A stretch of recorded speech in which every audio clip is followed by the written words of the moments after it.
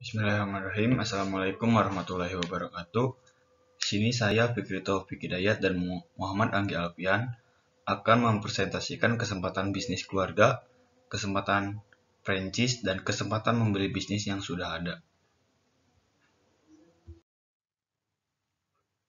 Nah, di sini saya akan mempresentasikan kesempatan bisnis keluarga. Bisnis keluarga adalah bentuk bisnis yang melibatkan beberapa anggota keluarga dalam kepemilikan atau operasi bisnis.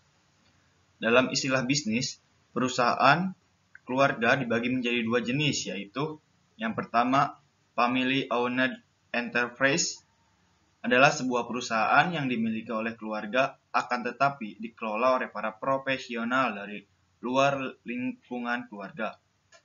Dan yang kedua yaitu family business enterprise yang merupakan perusahaan yang dimiliki dan dikelola oleh keluarga pendirinya.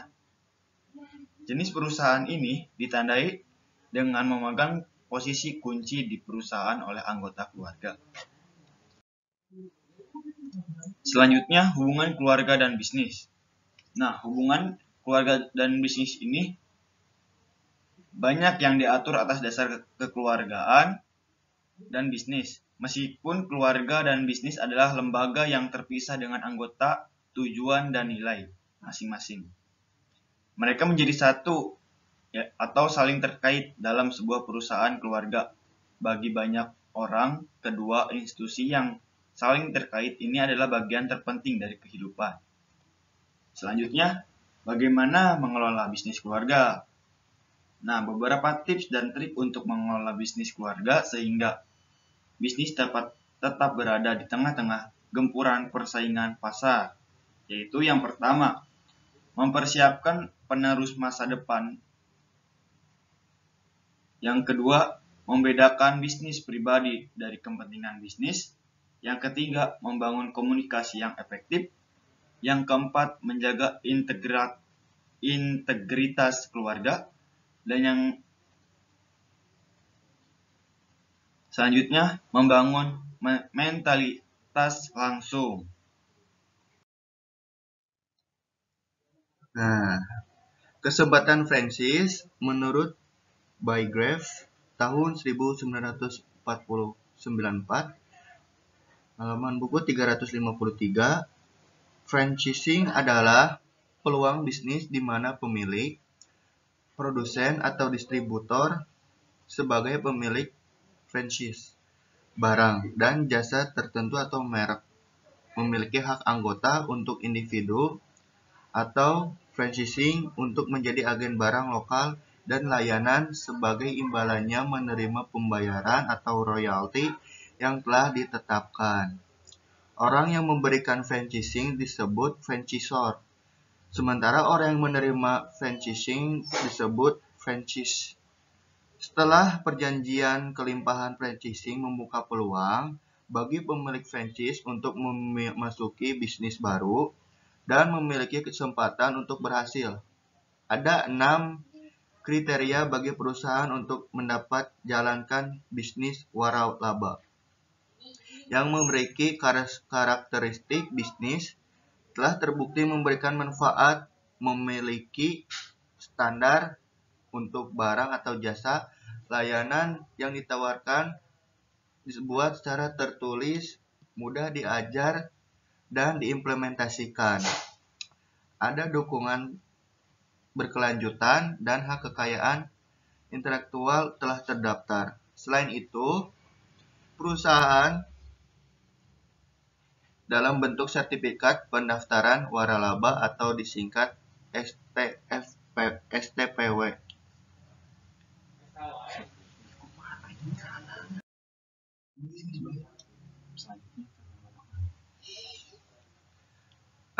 Selanjutnya, langkah-langkah untuk memberi waralaba. Berikut ini adalah langkah-langkah kunci dalam membeli waralaba. 1. Ketahui posisi Anda sebelum memilih salah satu bisnis waralaba yang akan kita jalankan.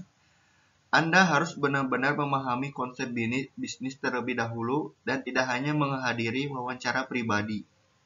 2. Melakukan penelitian dan investigasi tentang peluang bisnis waralaba dan potensi pasar.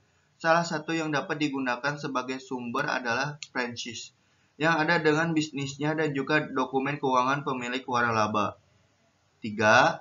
Dapatkan sumber pendanaan. Banyak pilihan dapat dipilih oleh calon franchise untuk mendapatkan modal pembiayaan usaha seperti peminjaman dari bank konvensional dan peminjaman dari sumber lain yang menawarkan pinjaman bisnis waralaba atau dari rekan kerja dan keluarga.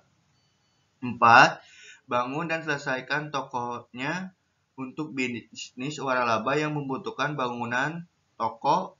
Investor mungkin harus membangunnya dari awal dan melengkapinya dengan berbagai peralatan dan dekorasi yang indah. Manfaat waralaba.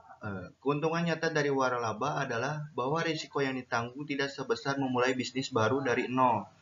Manfaatnya meliputi 1. Produk yang ditawarkan telah memasuki pasar yang luas dan diterima oleh publik. 2. Waralaba tidak perlu membayar lebih untuk memperkenalkan kredibilitas perusahaan induknya. 3. Manajemen keahlian. Karena pengalaman panjang pemilik waralaba, ia dapat memberikan bantuan manajemen kepada franchise. Pelatihan dapat diberikan di bidang akuntansi, manajemen personalia, pemasaran, dan produksi. 4. Kelengkapan modal ini termasuk fasilitas peralatan, tata letak pengendalian, persediaan, dan sebagiannya. Apa yang bisa digunakan sebagai waralaba? Produk yang dapat digunakan sebagai waralaba adalah 1.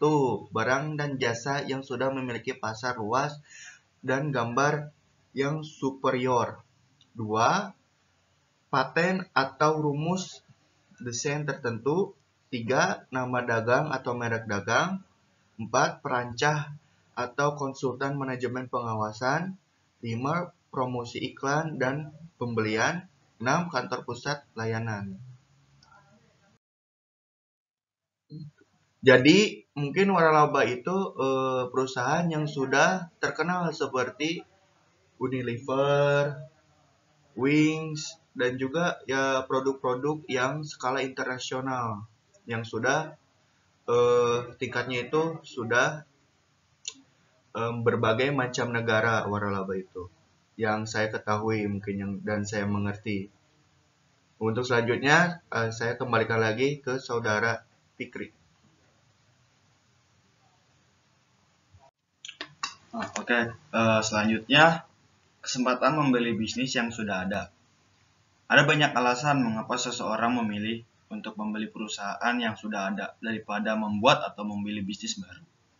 Yaitu termasuknya yang pertama, resiko rendah, yang kedua, lebih mudah, yang ketiga, memiliki kesempatan untuk membeli dengan harga rendah, dan selanjutnya yaitu membeli perusahaan yang sudah ada juga mengandung masalah, yaitu yang pertama masalah eksternal, yaitu lingkungannya misalnya jumlah pesaing dan ukuran peluang pasar. Yang kedua masalah internal, yaitu masalah yang ada di perusahaan, misalnya citra atau reputasi perusahaan.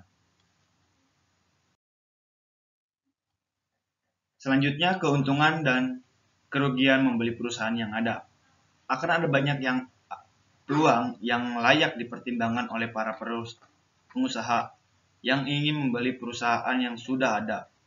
Mereka membeli perusahaan yang sudah ada akan dapat meraup keuntungan seperti yang pertama, perusahaan yang berhasil dapat terus berhasil. Yang kedua, perusahaan yang sudah ada mungkin sudah berada di lokasi terbaik.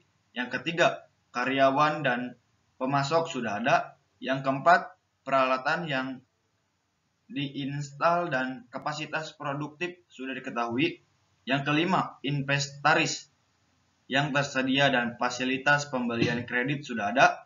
Yang keenam, pemilik baru dapat langsung menjalankan perusahaan. Yang ketujuh, pemilik baru dapat memanfaatkan pengalaman pemilik sebelumnya. Yang kedelapan, pembiayaan yang lebih mudah. Dan yang kesembilan, yaitu harga rendah.